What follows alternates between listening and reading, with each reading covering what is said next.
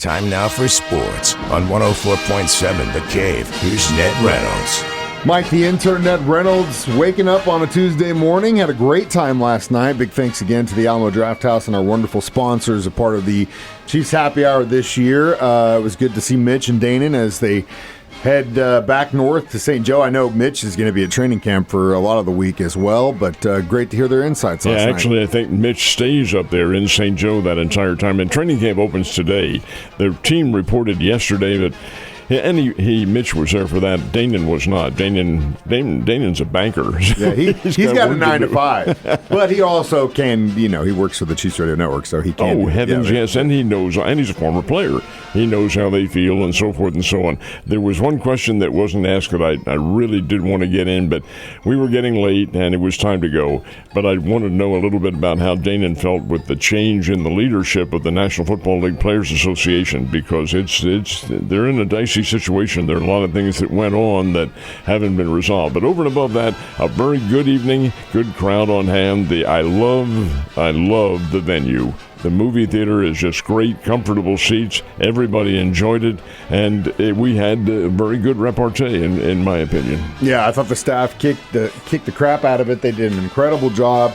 And I think if you were able to ask Danon that question, knowing what he said about the possible 18-game season, I kind of have a feeling I know how he would answer the leadership in the Players Association right now, because you can definitely see their perspective and on the situation, and how if they're going to go in that direction, there needs to be a rethought about how long the season's going to be, how many more breaks there's going to be, all that stuff. Well, and that's part of it. That's part of the Players Association director change, but there's some underlying issues there that are monetary that need to be addressed. But over and above that, I thought Danon made a very good answer, and he is not, folks, will encapsulate it, not in favor of the 18-game season, and I don't blame him one little bit. I think it's way too much. Yeah, and Mitch kind of piggybacked on that, talking about that stretch of games, the 3 and 10 last year, and how they were in church Christmas Eve and looking around, and he's like, there's probably 30 or 40 players in there, and they're just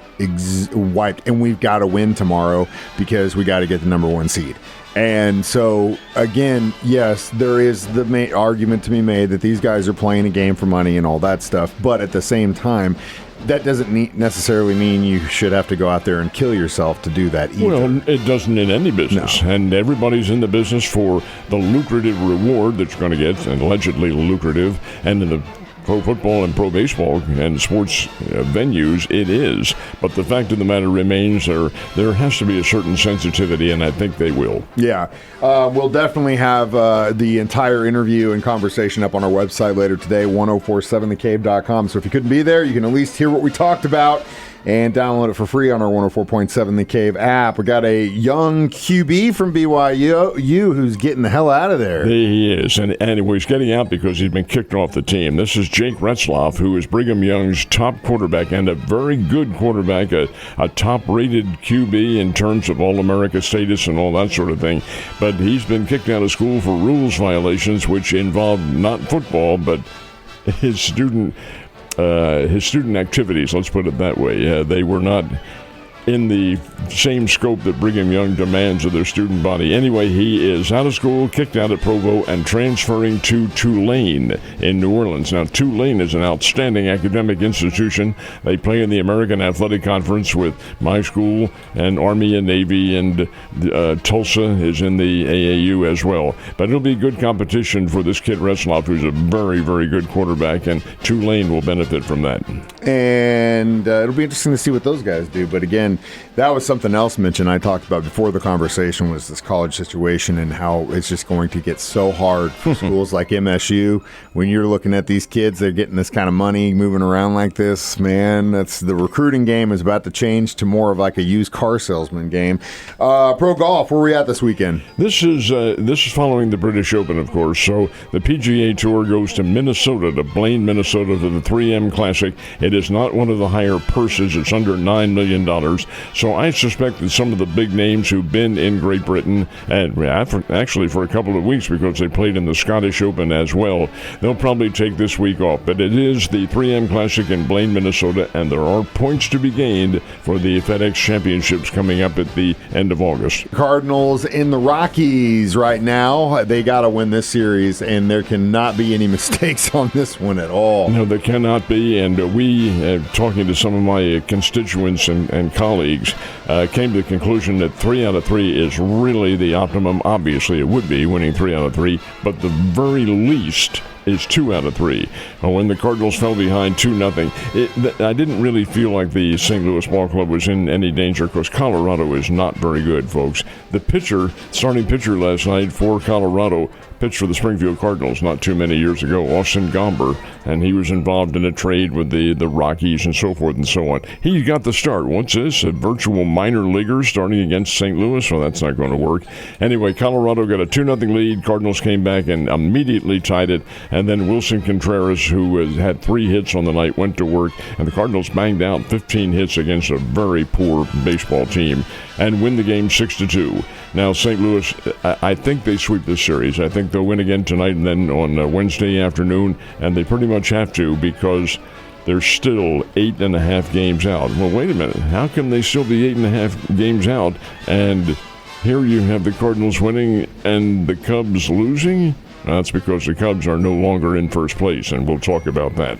Yeah, well, that's the thing is Cardinals Nation should be thanking the Kansas City Royals for just and that's the thing about games like this, man. It's frustrating as a Royals fan. You're like, if you could you don't even have to score 12 runs. How about 5 this game and then maybe 5 or 6 the next game, but that's baseball. That's the inconsistency of the Kansas City offense. They pounded the Chicago Cubs last night 12-4, and that's a whole. How about Salvi Perez? He has 2 hits and 4 RBIs, and the ball is ringing all over Wrigley Field in Chicago. Noah Cameron out of St. Joseph, Missouri. He is on the hill, pitched 7 innings and did very well. And the Royals knocked the Cubs out of first place. That's because the Brewers, who are just incredibly hot, knocked off the Seattle Mariners last night. So Milwaukee is now in first place, and the Cardinals are chasing them. Of course, the Cubs are in second place. Nonetheless, Kansas City gets a big win, 12-4. The Springfield Cardinals open up a series tonight in Tulsa against the Tulsa Drillers. That's the Los Angeles Dodgers AA Farm Club. And now I got a little bit of a situation with Washington Commandos. They're trying to get a new stadium built, and now someone's saying, no, you aren't going to do that until you change your name back. Well, there are 2 teams involved in this, Washington Commanders and the Cleveland Guardians. And the President of the United States has said he would like to see both teams go back to their original name, Cleveland Indians and the Washington Redskins. Well, he's getting a lot of backlash, especially, I'm not going to tell you a stance and opinion one way or the other, but especially from the media. I don't know how the fans think about this, but the media, the media, folks, the news media is supposed to be reporting facts and figures. Here's one story I read last night. The nation must fight back against Trump. What kind of reporting is this? Anyway, that's beside the point. The president has said that, I'm not a bloodline of the groups involved, and I am a traditionalist, but the Indians and the Guardians and the Commanders and the Redskins, I don't know how it's going to be resolved. It certainly won't be this year, if it is going to be resolved, because those teams have officially changed their names, and there's no such thing as a presidential decree that can say you're going back to where you were. That doesn't exist. So maybe it's for publicity, I don't know. We'll see what happens there, but as long as the Kansas City Chiefs remain the Kansas City Chiefs, I'm a happy guy. And stay right there. Have a great day, and I will see you tomorrow.